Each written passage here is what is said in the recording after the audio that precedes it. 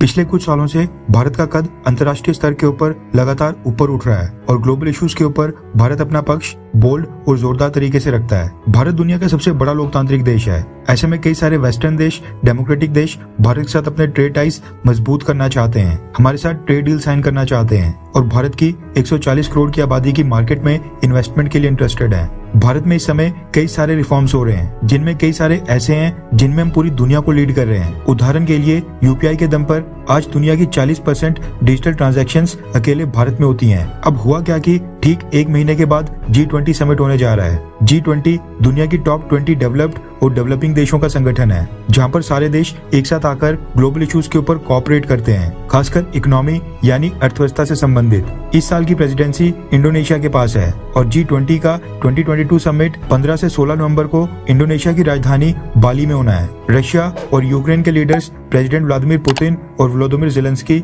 दोनों प्रेसिडेंट्स ने इस समिट को अटेंड करने की घोषणा की है। पूरी दुनिया की नजर उस समिट के ऊपर होने वाली है। G20 ग्रुप की प्रेसिडेंसी हर साल 1 दिसंबर को चेंज होती है और इस साल 1 दिसंबर 2022 को भारत G20 का प्रेसिडेंट बन जाएगा। इसलिए अगले साल का G20 समिट भारत को होस्ट करना होगा। उससे पहले भारत में कुल 200 मीटिंग्स होनी है, जिसमें G20 सदस्य देश हिस्सा लेने के लिए भारत आएंगे। G20 का गठन 1999 में हुआ था और अगले साल 2023 में जो G20 समिट भारत में होगा वो 18वां G20 समिट होगा। भारत पहली बार G20 को होस्ट करने वाला है, यानी भारत पहली बार G20 का प्रेसिडेंट बनेगा। और ये बात भी सच है कि भारत बहुत ही डिफिकल्ट टाइम में G20 का प्रेसिडेंट बनने जा रहा है। अमेरिका मिडिल ईस्ट की ऑयल प्रोड्यूसिंग कंट्रीज को धमका रहा है। यूरोपियन यूनियन के देश रशिया के साथ कॉन्फ्लिक्ट में है। यूक्रेन और रशिया का युद्ध चल रहा है। G20 के देश 3 हिस्सों में बटे हैं, एक जो रशिया को सपोर्ट कर रहे हैं, दूसरा जो रशिया के अगेंस्ट और अमेरिका के साथ है और तीसरा ग्रुप है भारत जैसे देशों का, जो इस पूरे रशिया यूक्रेन युद्ध के दौरान चुपचाप बैठा है और न्यूट्रल रहकर बाहर से ऑब्जर्व कर रहे हैं। इस समय पूरी दुनिया का ग्लोबल ट्रेड प्रभावित हो रहा है। रिसेशन का खतरा सभी देशों के ऊपर मंडरा रहा है। ऐसे में दुनिया के कई सारे थिंक टैंक्स और खासकर वेस्टर्न मीडिया भारत की लीडरशिप के ऊपर डाउट कर रहे हैं और कह रहे हैं कि G20 के देशों को किसी भी ग्लोबल इकोनॉमिक इशू के ऊपर यूनाइट करना भारत के लिए बहुत ही डिफिकल्ट या फिर इम्पॉसिबल होने वाला है और ये भारत नहीं कर पाएगा। मगर इस बीच IMF की तरफ से भारत की लीडरशिप को लेकर कुछ स्टेटमेंट सामने आई हैं, जिससे साफ होता है कि इस डिफिकल्ट टाइम में एक ही देश G20 के देशों को लीड कर सकता है और वो है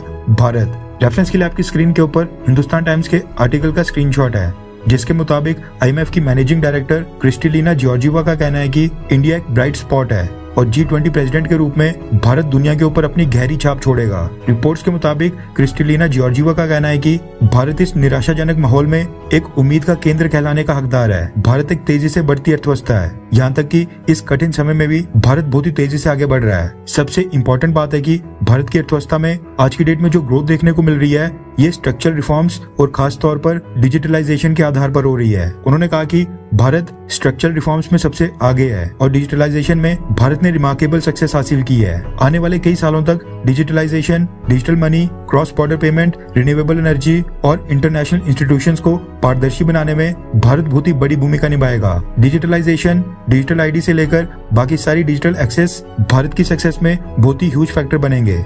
जॉर्जिवा ने कहा कि भारत अब मजबूत स्थिति के साथ G20 में लीड करने की ओर कदम बढ़ा रहा है। ऐसे में मुझे पूरा भरोसा है कि भारत अगले साल G20 की प्रेसिडेंसी के दौरान दुनिया के ऊपर अपनी बहुत ही गहरी छाप छोड़ेगा और ये प्रेसिडेंसी भारत के 140 करोड़ लोगों को गौरवान्वित करेगी। दरअसल साल 2014 में आने के बाद प्रधानमंत्री मोदी ने डिजिटलाइजेशन यानी digital India, digital payment system की फील्ड में बहुत ही रिमार्केबल काम किया है, जिसकी IMF की MD क्रिस्टलिना जॉर्जिवा तारीफ कर रही हैं।